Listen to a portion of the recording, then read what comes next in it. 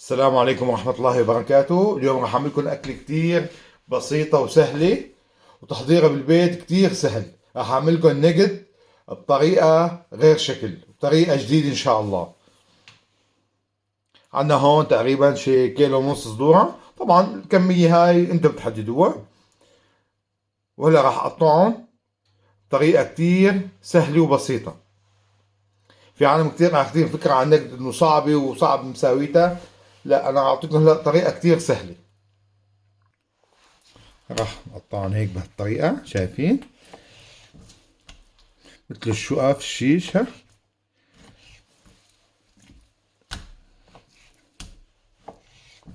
طبعا انا ما راح اقطعهم كلهم مشان ما يطول الفيديو وتملوا منه انتوا عم تحضرون. هيك ها تقطعهم بهالطريقة هيك. راح اقطع وحدة تانية. ها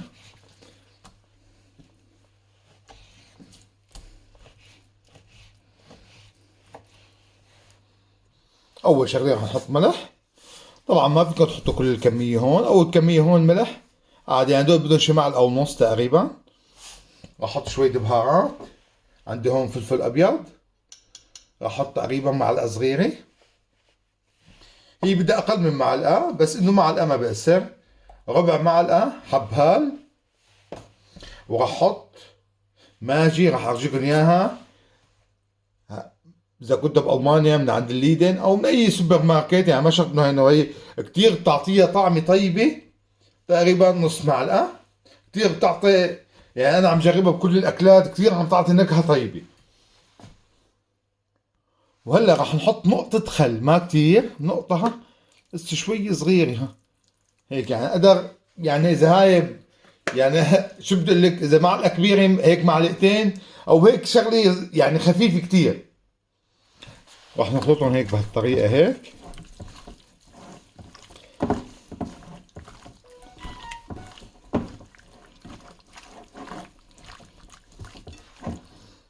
طبعا هلا اقل شيء بنخليهم هيك ساعتين يشربوا البهارات مزبوط، لانه هي طيبتها اذا الملح والبهار غب مزبوط. واذا حابين تسووا بسرعه ما في اي مشكله، بس مثل ما تكون يعني بس مشان هالشغله اقل شيء ساعه ساعتين، يعني ما في اي مشكله.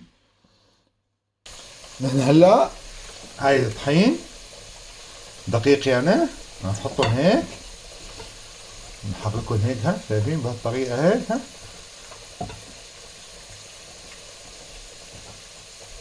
طبعا خليهم هيك، شايفين بهالطريقه، خليهم ياخذوا طحين. طبعا لما هيك بنفضهم هيك بهالطريقه هيك. ها بنفضهم مشان ايش؟ يعني ما بدنا طحين كثير بس انه بتعطي طعم كثير طيبه. هلا نحن حطيناهم بالطحين ليكو شلون؟ شايفين؟ هلا رح ندخل شوي بينزل شويه الطحين منه هيك بس بهالطريقه وخالصه. هلا بنحطهم المرحله الثانيه ان شاء الله. هلا الطحين خلصنا منه نحن، رح نشيله على جنب.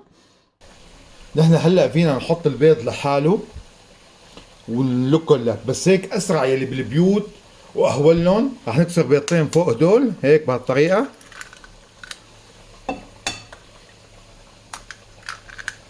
طبعا نحن حاطين ملح والبهارات وين؟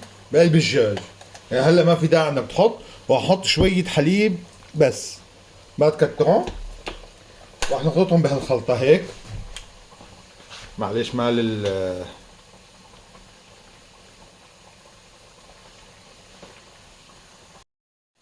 معلش سامحونا، فكرت حالي عم صور، طلعت ماني عم صور. هلا فكسرت بيضتين وحطيت شويه حليب هون، عرفت عليكي؟ وبشوف اذا عم طالع الصوره ولا لا، لانه مالت الكاميرا. ايه احسن ما تحطوا جات لحاله واهولكم هيك. وهلا بنخلطهم بهالطريقه هيك. ها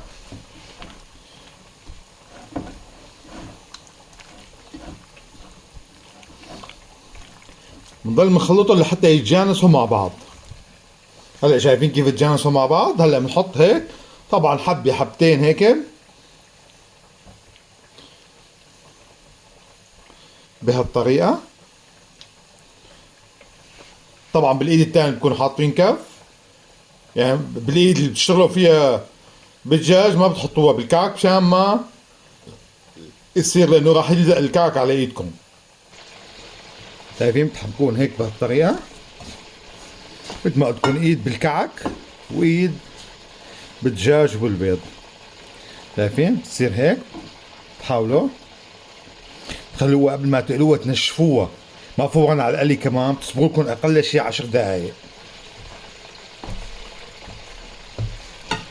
حط هيك، بحاولوا تحطوا حبة حبة ها بهالطريقة هيك. رح ارجيكم، انا ما راح ارجيكم الكمية كلها مشان ما يطول الفيديو. وبتعملوا هيك ها، بتحاولوا تحركوهم مظبوط.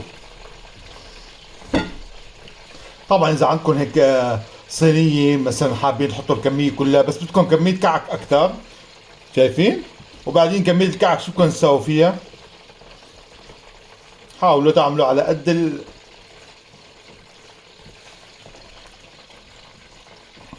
شايفين ما بتكتروا.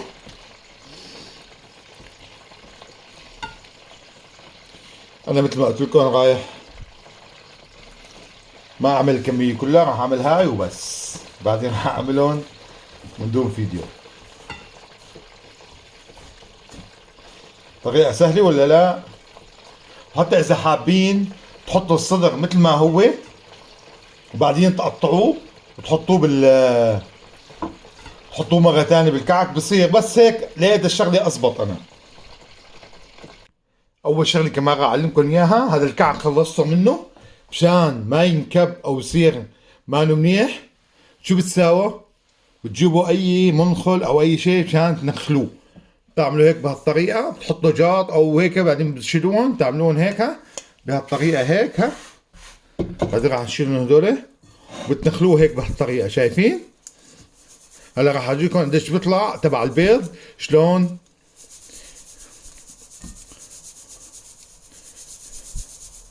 شايفين هدول كلهم للكب. شايف الكعك صار عندي صافي، ودول بنكبهم ودول محتفظ فيهم لما نعمل مرة تانية اي اكلة بتصير اسكالوب نجد اي اكلة، لانه بدها كعك. طبعا في عالم بيعطوا له كعك، في عالم بيعطوا له بقسماط، وكله بصير. في منه مطحون، في عالم بتجيب كعك هي بتطحنه كمان، كله بصير. طبعا انا حطيتهم جاطين مثل ما قلت لكم مشان الكعك ما يفلش، لانه بدهم تنشيف. شايفين؟ مشان الكعك ما ينشال مع الدجاج. هلا راح نقليه ان شاء الله. طبعا القلي هلا برجيكم كيف طريقه القلي. هلا راح بلش اقلي. طبعا انا كنت قالي بطاطا بس ما جيت لكم اياهم بالفيديو.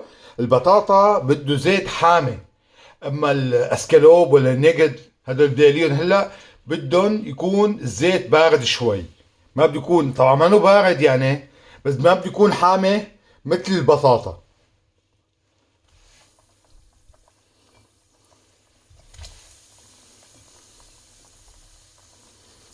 طبعا انا هلا اكتشفت انه لازم احط زيت اكثر، لازم تغطيها. راح احط زيت واستناه ليسخن ورد نعود الفيديو ان شاء الله، انه هيك الحبه ما راح تطلع مزبوطه. انا على فكره عرفان انه الزيت ما بكفي، بس حبيت اعطيكم هالملاحظه بقلب الفيديو. هلا هيك صار تمام.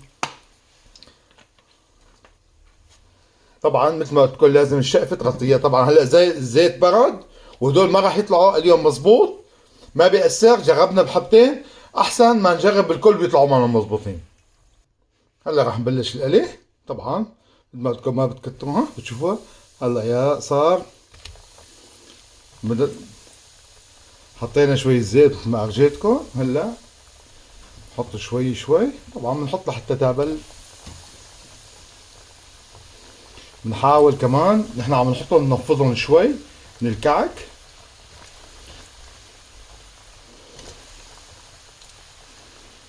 هاي اكلة نجد غير شكل.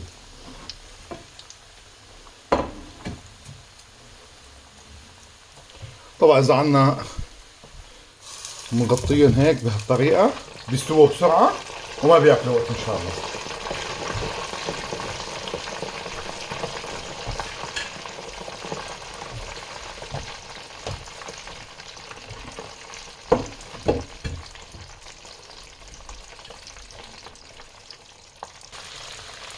هلا صارت، شايفين على هاللون.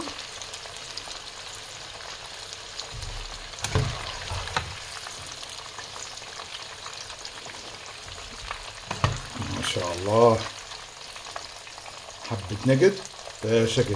في عالم بحبوها اصغر، بتصير اصغر يعني. هاي الشغلة انت بتتحكم فيها، يعني اي شخص يعني. بس انا برأيي هيك كتير منيحة.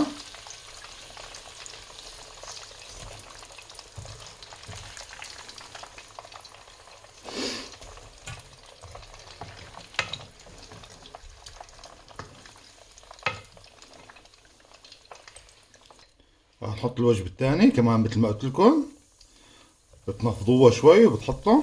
طلعت الزيت مانو حامي، لانه كان في وجبة بتصبر دقيقتين وبتحط الباقي.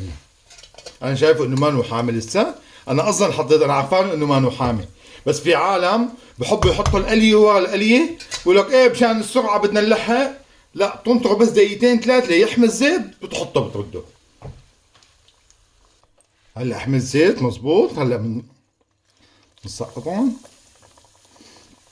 دائما اذا انعملوا على زيت بارد على فكره بيطلعوا ما طيبين، والقرمشه ما بتطلع مزبوطه.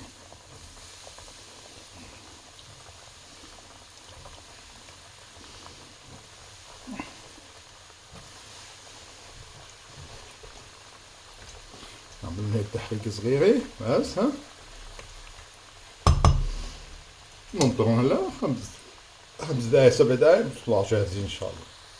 مثل ما بدكم زغطيتوهم، بس خلوهم هيك مفتوحين شوي، لانه توًا كان راح الزيت، انه الزيت يطلع لفوق. بس لحقت الحمد لله. شايفين ما شاء الله على هاللون. هلا صار طبقنا جاهز، طبق النقد. بتاكل معه مايونيز، بتاكل معه سلطة سويسرية، بدكم اياه بتاكل معه. عرفتوا علي كيف؟ يعني هاي شغلة أذواق. صحتين وهنا. إذا عجبكم الفيديو دعمونا بلايك وشاركوا بقناتنا، واعملوا شير بين أصدقائكم عشان تشوفوا كيف بنعمل النقد بطريقة كتير سهلة في المنزل. أهلا وسهلا.